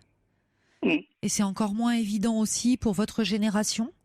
Parce que c'est des choses qu'on ne voyait pas avant. J'avais jamais entendu parler de ça en plus. Jamais. Pourtant, ça existe depuis très très longtemps, hein, le fait de ne pas se sentir dans le bon corps. Mais aujourd'hui, heureusement, la parole se libère et on peut en parler. Et je trouve que pour une femme de votre génération, je trouve ça formidable parce que vous avez tout compris. Vous avez compris que l'amour, c'était plus fort que tout. Oui. Exactement. Il y a un SMS qui vient d'arriver. Vous êtes une mamie géniale. Voilà. Ah, c'est gentil. Et je pense que votre témoignage donnera aussi du baume au cœur à beaucoup de personnes qui nous écoutent. Oui. Et des personnes aussi comme votre petit-fils qui sont dans la même situation, qui sont rejetés. Oui. On ne peut pas rejeter quelqu'un parce qu'il est différent. Je crois que c'est la leçon peut-être Ben non, que vous parce nous que- donnez ce soir. Donc le handicap, enfin, ça n'a rien, ce n'est pas un handicap, mais rejetons tous les handicapés alors. Eh oui. Ça, c'est pas possible. Et puis on a tous nos différences, non? Oui, tout à fait. Il y a des différences visibles et des différences qui ne sont pas visibles. Mais on est tous différents. Et pourtant tous semblables. Moi, j'étais une femme très active et je me retrouve en fauteuil roulant, mais c'est pas grave. Quelquefois, j'ai oublié mon fauteuil. En tout cas, Monique, merci beaucoup d'avoir appelé ce soir. Mais j'en avais envie, Sabrina. Eh ben, écoutez, vous avez bien fait. Vraiment. Et je vous remercie parce que vous m'avez apaisée. Ah ben, écoutez, tant mieux. Tant mieux. Et puis, je pense que aussi, c'est tous ces messages d'auditeurs qui vont tous dans le même sens et qui disent vraiment que, voilà, que c'est formidable. Continuez comme ça. Et puis demain, on sent que vous avez de la force. Enfin, après-demain, je veux dire, midi, eh ben, il n'y a que votre amour à dire. C'est pas, voilà. Il n'y a rien d'autre à dire. Oh, ça va être facile, ça. Ouais. N'en faites pas un combat bien. pour ne pas passer un trop mauvais moment. C'est pas l'idée, que ça devienne un Non, combat. c'est sûr. Mais personne ne peut remettre en cause votre amour, en tout cas. Non. Merci, Monique. Je vous souhaite de très belles fêtes. Mais moi, je vous souhaite aussi un très bon Noël, Sabrina. Et merci pour tout ce que vous apportez. Merci à vous. Et à votre équipe aussi, parce qu'ils sont formidables. Ah oui, ils sont formidables, c'est vrai. Oui, Thomas, Corentin sont formidables. Ouais. oui. Monique, de belles fêtes, en tout cas. À vous. Merci beaucoup. À vous aussi. Au revoir. Au revoir. Europe Et nous sommes ensemble jusqu'à 1h du matin dans cette libre antenne. Nous attendons vos appels au 39 21 et puis bien sûr vos réactions au 7 39 21 en commençant vos messages par le mot nuit. D'ailleurs, nous avons beaucoup de messages qui sont arrivés pour vous, Monique, si vous nous écoutez toujours et qui disent à quel point vous êtes formidable. C'est la grand-mère la plus ouverte. Félicitations, on m'écrit. Bravo à vous. Vous avez beaucoup de courage, Monique. Je vous admire beaucoup, nous dit Chantal. Donc je voulais vous transmettre tous ces messages de soutien parce que vraiment, vraiment, vous nous avez ouvert le cœur avec tout votre amour. Voilà. Et maintenant, c'est Elena qui nous rejoint. Bonsoir, Elena. Bonsoir Sabrina. Bonsoir. Ah bah, je suis toute émue moi du coup. Ah, Oui, voilà quoi. C'est pas facile d'écouter votre émission et puis de prendre l'antenne d'un seul coup. Hein. bon, on va essayer de vous aider alors. Non mais alors déjà Monique, alors de ma part, Oui. me dit que vous êtes une femme absolument formidable. Maintenant, les choses évoluent et qu'on soit une femme ou un homme, surtout si elle est si j'ai bien compris, c'est une jeune femme. Oui, c'est une jeune femme qui a décidé d'avoir d'avoir un corps d'homme parce qu'elle se sentait homme, à l'intérieur d'elle-même. Qu'elle le fasse, mon chien. Et qui a le droit de la critiquer? Mais exactement, personne. Personne. Voilà. Alors moi je dis, Monique est une grand-mère quand même incroyable. Ouf. Mais dès là, et en fait, cette jeune femme a dans les 26 ans, d'après ce que j'ai compris. Oui, 23 ans, nous disait Monique. 23 ans. Ah ben voilà, je l'avais vieilli. Bon, 23 ans, c'est vrai que c'est le moment où on prend sa place. Hein. Et puis, il n'y a rien de mal. Au contraire. Moi, je dirais que c'est ceux qui font semblant, ça c'est moche. Hein? Quand on fait semblant d'être une femme, semblant. Quand disons. Non, je pense pas qu'on puisse dire que c'est moche, Elena. Vous savez, je pense que tout le monde fait comme il peut, en fait. Et souvent, c'est un long parcours, c'est une longue souffrance. Donc, comme je le disais, aujourd'hui, heureusement, on commence à en parler. Il y a quand même tous les comment on les appelle, toutes ces femmes qui se déguisent en hommes du côté de chez Michou, etc. Bon, moi je préfère une femme qui dit carrément je deviens... C'est pas comparable, c'est encore une autre problématique. On peut pas tout à fait comparer. Qu'est-ce qui vous amène à nous appeler, Elena ? Alors moi, voilà, mon problème, c'est simplement que j'ai un frère et une sœur, j'ai 64 ans, et je ne vois plus ni mon frère ni ma sœur depuis une quarantaine d'années. Donc j'ai repris contact grâce à Internet et par courrier d'abord, j'ai été doucement, puis finalement Internet, avec ma petite sœur. Et alors j'ai des nouvelles très surprenantes, qu'elle a un fils de 30 ans, qui est marié.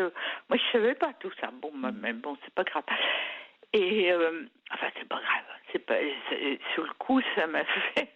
Mais bon, mais le pire, c'est que j'ai un frère qui a 4 ans de plus que moi et qui, dans le temps, a eu une méningite tuberculeuse. Et il s'en est remis, on va dire, correctement. C'est un bâton. C'est-à-dire que c'est pas un bâton, c'est un mec qui veut... J'allais dire que c'est un crocodile. Je sais pas si vous voyez. Alors, attendez, j'aimerais comprendre un petit peu, Elena. Vous nous disiez, vous n'avez plus de nouvelles de votre frère et de votre sœur depuis 40 ans ? 40 ans. Qu'est-ce qui s'est passé il y a 40 ans ? Maman est décédée d'un cancer généralisé après 10 ans. D'accord. 10 ans de souffrance. Donc, il y a 40 ans, vous aviez 23 ans, c'est ça ? Oui. Oui. C'est ça. Vous aviez 23 ans, votre maman décède après 10 ans de souffrance ? Oui. Et qu'est-ce qui a fait que justement vous ne vous êtes pas soudés après ce décès ? Eh bien, c'est que mon père, ma maman est... résumé, je veux dire, maman est morte au mois de mai. Et au mois de septembre, mon père est arrivé en me présentant ma petite sœur de 8 ans.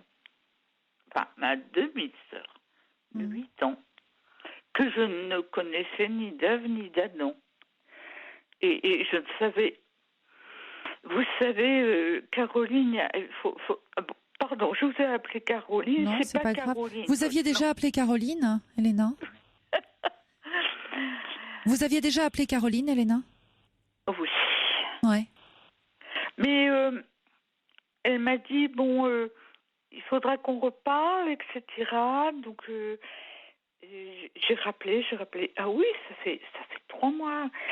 Et 3 mois que je l'ai appelé.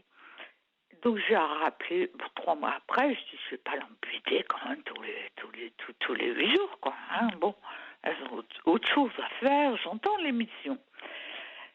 Et puis là, là, j'en pouvais plus parce que mon frère est né le 25 décembre. Oui, donc ça va être bientôt son anniversaire ?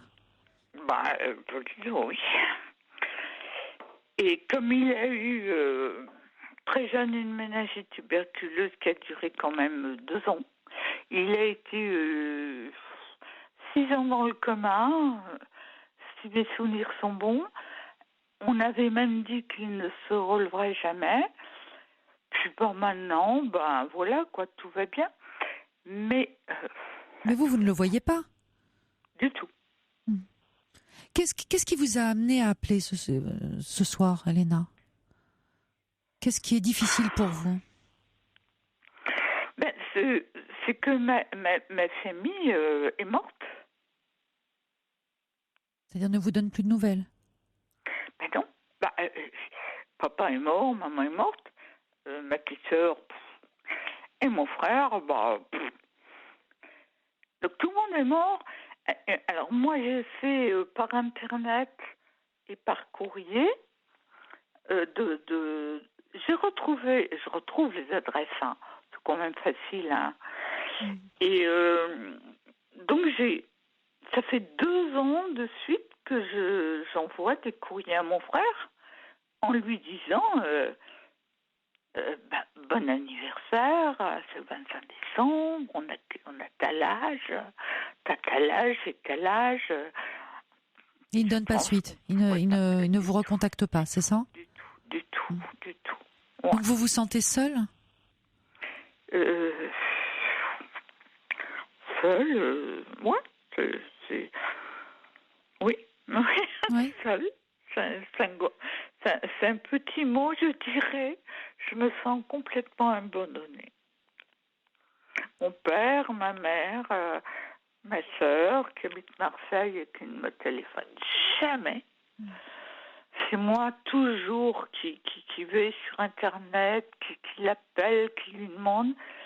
Mais elle, sinon, à la limite, je suis un fardeau. Mais pourquoi je suis un fardeau ? Je le sais un peu, hein. Bon, je ne suis pas non plus complètement idiote, mais il y a eu gros problèmes dans ma famille. Mais il pourrait quand même passer l'éponge, quoi. Et vous avez un compagnon ? Vous avez des enfants, Elena ? Non. Non. Non, parce que...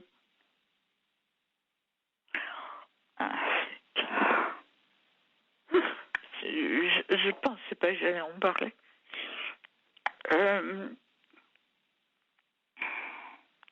Mon père a été mon compagnon.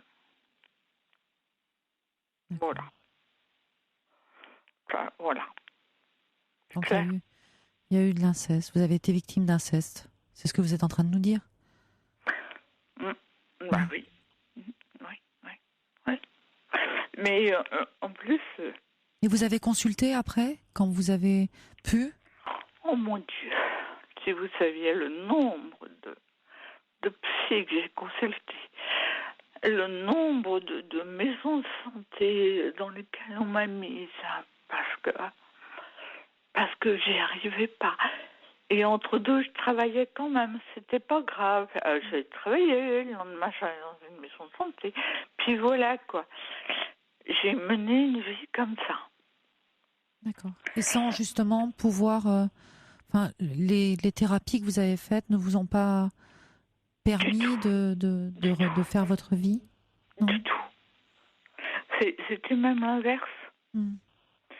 Moi, je me suis entendue dire, de toute façon, que vous êtes qu'une pauvre putain, maintenant, faut arrêter, hein.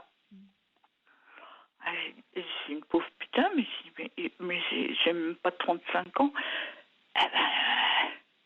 Mais oui, mais qui m'a fait putain ?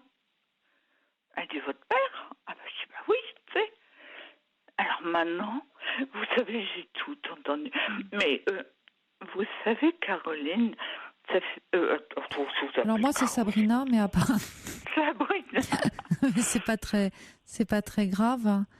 Il y a 40 ans de ça. Hein. Donc on traitait pas les gens de la même façon. C'est vrai. Vous avez raison, ça a évolué, la psychologie a évolué, les prises en charge aussi. Énormément. Et on me dit, alors je vous arrête 2 minutes, Elena, on me dit que vous aviez déjà appelé plusieurs fois la Libre Antenne ces dernières semaines. Oui, je voulais absolument parler avec Caroline, et puis bon, et comme elle était toujours... Bon, il y a eu un tas de bricolage entre téléphone et téléphone, donc j'ai pas pu lui parler. Alors elle m'a dit que je pouvais continuer à appeler entre les fêtes de Noël, mais que ce serait pas elle. Moi je me suis dit c'est pas grave, hein. Bon si j'ai une psychologue au bout du fil, pour moi c'est pareil. Parce que là vous ne vouliez plus du tout de psychologue dans votre vie, enfin je veux dire en ville ou dans un CMP, vous ne voyez plus personne ? Non. Et vous ne pensez pas que vous pouvez en avoir encore besoin ? Parce que si vous appelez la Libre Antenne plusieurs fois pour avoir des psychologues en ligne, c'est peut-être parce que quelque part vous avez besoin encore de parler de tout ça. Oui, mais vous voyez, je vais vous dire un truc par exemple. Il y a 5 ans de ça, hein, j'ai vu une psychiatre qui m'a dit vous êtes dépressif, je sais pas quoi là. Mon Dieu, comment on appelle ça? Bipolaire? Psychodépressif. Bipolaire? Bipolaire, voilà. Donc, elle me dit, on va vous mettre 8 jours à l'hôpital, on va vous mettre un petit traitement, ensuite vous allez rentrer chez vous, tout va bien se passer. Donc, moi, j'obéis, je suis gentille, vous savez, je casse pas les pieds au monde. Donc, je pars, j'avais placé mon chien, parce que c'est un petit chien que j'adore. Et puis, et voilà. Et je reviens, et puis j'avais mal au ventre, mais bon. Puis un jour, je vais voir mon psychiatre, et elle me dit, mais pourquoi on vous a donné un traitement pareil? Écoutez, en principe, je suis bipolaire. Ah. Alors après, elle m'a rappelé 8 jours plus tard, elle m'a dit, madame, vous n'êtes pas plus bipolaire que moi. Ah ben, c'est bien, hein. D'accord, c'était une erreur de diagnostic. Bah oui, mais Ouais. 5 ans, hein. 5 ans de souffrance. Alors bon, ils sont gentils, moi je veux bien. Je comprends, c'est très dur. Je comprends, hein. Elena, j'entends ce que vous dites. Hein. Moi, j'ai envie de vous poser une question. C'est une question indiscrète, je peux? Oui. Vous avez dans la voix, vous avez la voix qui traîne un petit peu. Moi, je peux vous demander, est-ce que ça vous arrive de boire un peu? Non, mais Non. là j'ai pris un médicament pour dormir. C'est ça qui vous fait cette voix un petit peu comme ça traînante? J'ai un Stilnox, j'ai pris mon Stilnox. D'accord. Ben ouais, parce que ça a duré trop longtemps et puis je sais que si je le prends pas après. D'accord. Moi, ce que je vous propose, Elena, parce que quand on a pris un médicament comme ça, on n'est pas tout à fait dans son état normal, et c'est normal d'ailleurs, parce que ces médicaments endorment, d'accord? Ce que je vous propose, c'est de nous rappeler une autre fois. Vous voulez bien? D'accord? Oui, mais... Oui. Je n'y crois plus. Vous voyez, pour être franche, je n'y crois plus. Bon, là, j'avais fait très attention, justement, à ne boire que de l'eau, du jus de fruits, etc.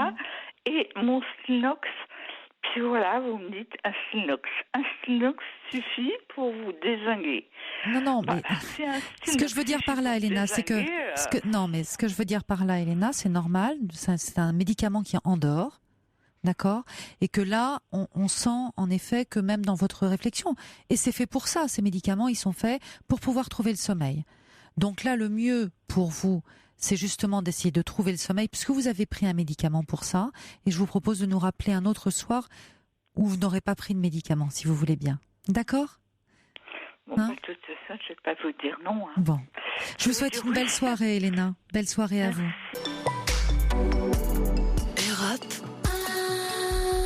Europe 1.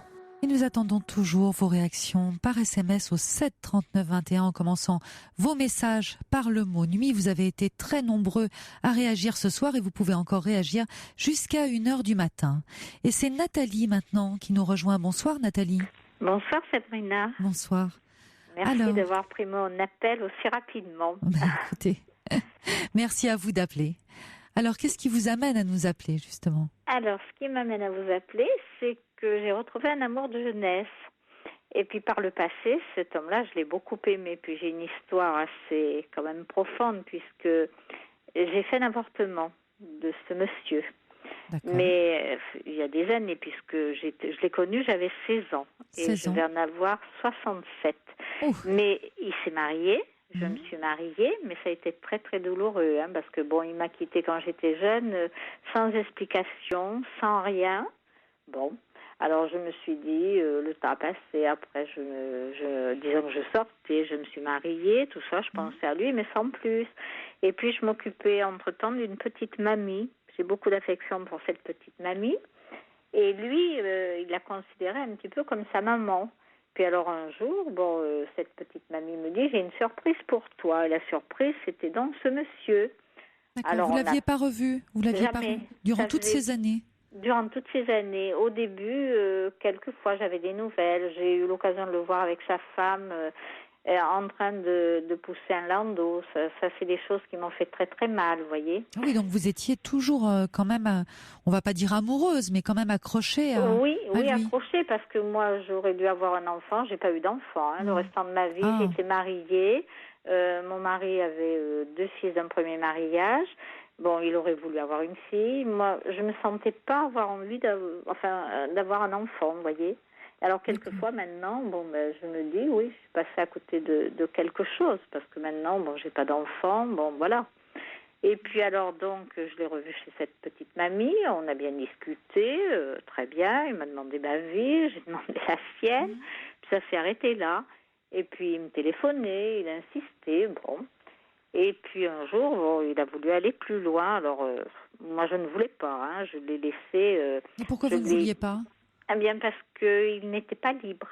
Il est divorcé comme moi, mais disons qu'il vit avec une personne. Et cette personne-là, il me l'a dit, il ne la voulait absolument pas.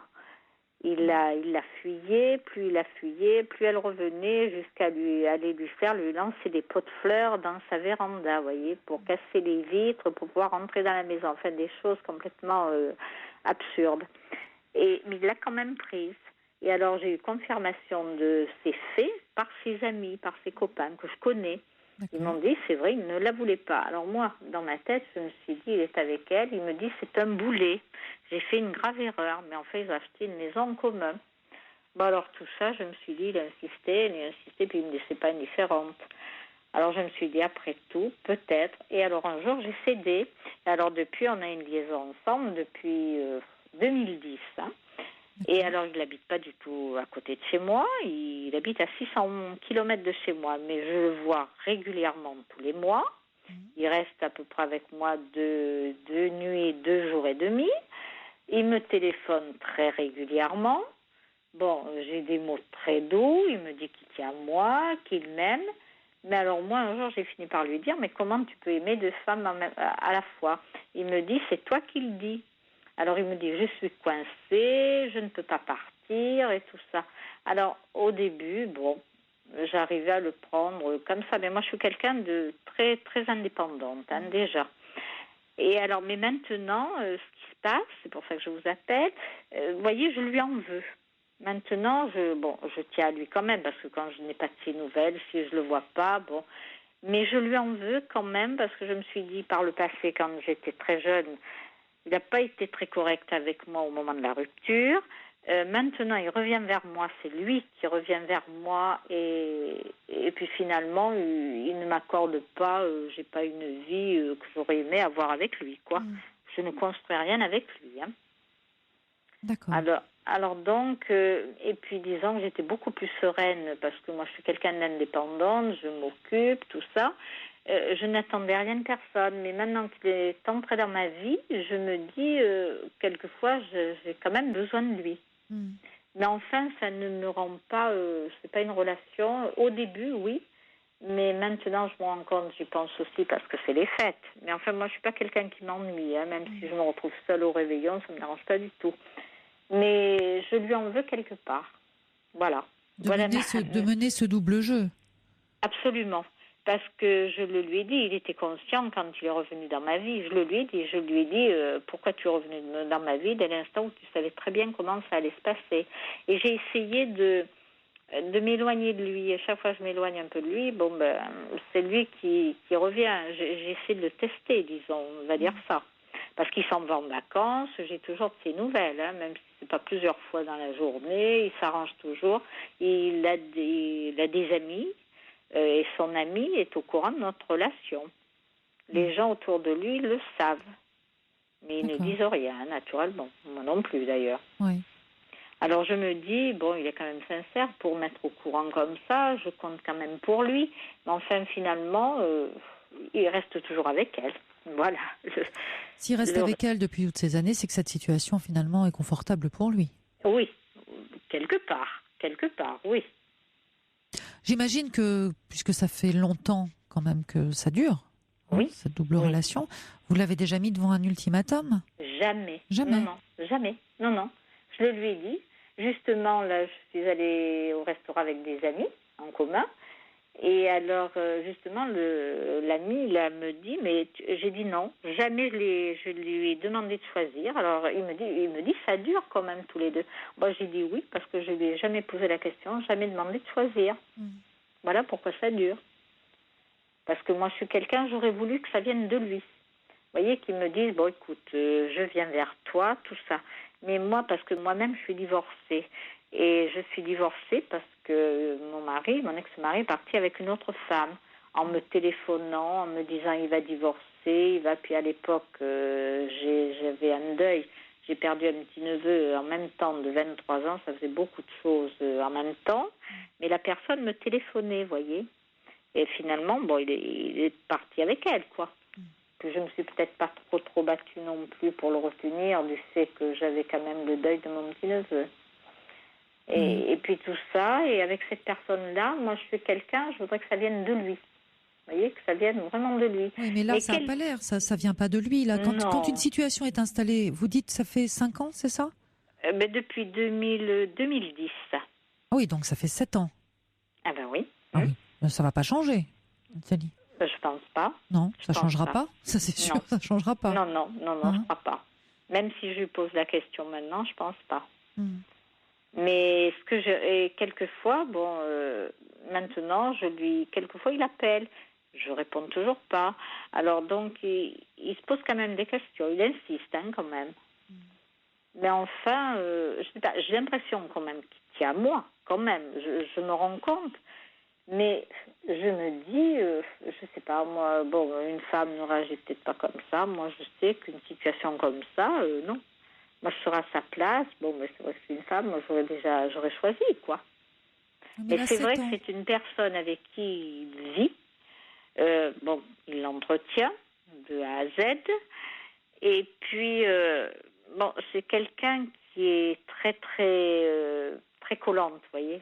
Quand il est avec moi, je me rends compte. Il lui raconte ce qu'il veut parce que je dis ça ne me regarde pas, ça.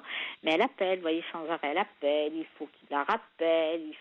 Alors, disons que ça ne me convient pas trop, quoi. Moi, je sais ça ne vous convient pas trop. J'ai quand même envie de vous dire, Nathalie, si ça fait 7 ans que ça dure, oui. C'est que c'est quand même supportable pour vous, parce que tout ce qui est insupportable, on y met un terme. Sabrina, je vais vous dire pourquoi, parce que je suis quelqu'un de très indépendante. Et puis ça fait tellement d'années, j'ai jamais revécu avec un autre homme depuis mon divorce. J'ai eu des histoires, bien sûr, mais je suis quand même assez indépendante. J'aime bien ma petite, solitude, si on peut dire solitude, parce que je m'occupe, tout ça. Mais où je lui en veux, c'est qu'il soit revenu dans ma vie. Et pour m'offrir, vous voyez, je lui en veux... parce que quand il est avec moi, elle appelle, il est quand même assez respectueux, il va à l'extérieur pour répondre, mais ça ne me plaît pas, ça. Alors il me dit ce qu'elle veut, c'est des choses sans importance, mais peut-être qu'elle se doute de quelque chose, je ne sais pas, parce qu'il m'a dit qu'il avait une amie, c'est pareil, elle se doutait un petit peu, parce qu'il s'en va régulièrement tous les mois, c'est-à-dire pour venir me voir. Alors, il a trouvé un prétexte parce que c'est un monsieur qui est musicien, qui fait du jazz.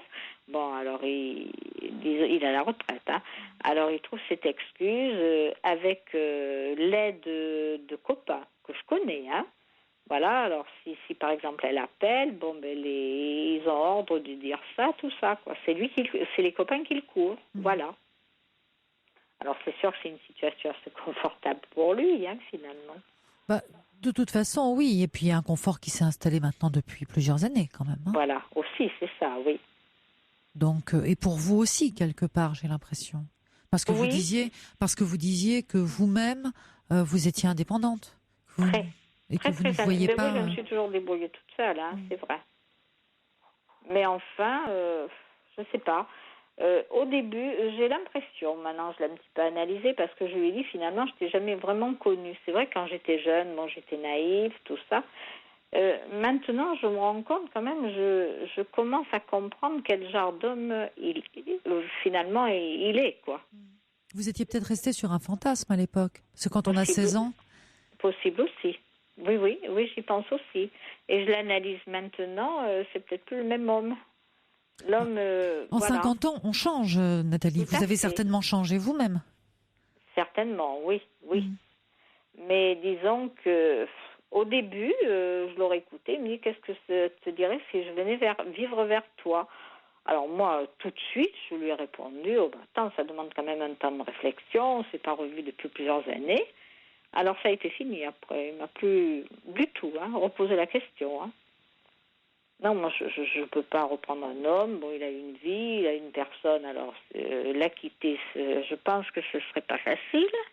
Mais c'est-à-dire que s'il la quittait, Nathalie, donc vous ne voudriez pas vivre avec lui? Si vraiment il me disait oui, je continue ma vie avec... je pense que si.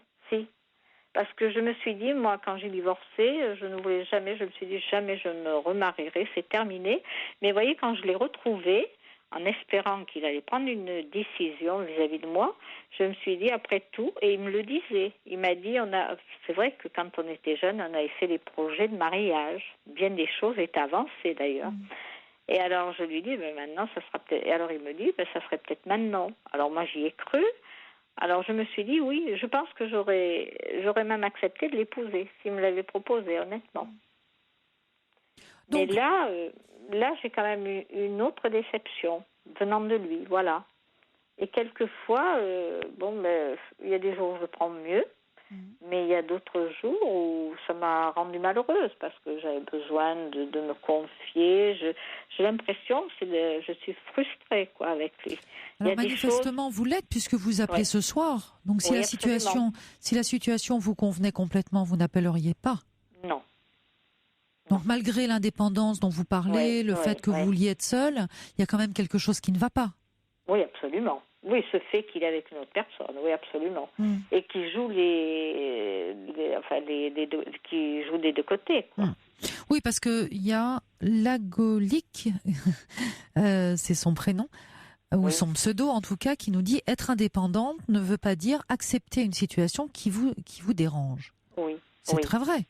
Tout à fait. Tout à fait. Mais là, je lui en veux de revenir vers moi. Je ne sais pas comment vous le décrire, mais de dire, il m'a fait... Surtout qu'on en a beaucoup parlé, quand on s'est retrouvés, on a eu une bonne thérapie, parce qu'on a reparlé de cet avortement, on a reparlé, c'est tout juste, il m'a demandé pardon, tout ça. Il est parti sans me laisser, sans rien me dire, tel qu'il m'a quitté. Oui, mais c'était il y a 50 ans, Nathalie. Moi, j'ai l'impression que vous parlez beaucoup du passé aussi. Oui, c'est possible aussi, oui. Je vis peut-être trop avec le passé, c'est possible. Comme si, finalement, cet amour de jeunesse, c'était une façon de la revivre un petit peu, cette jeunesse. Possible aussi.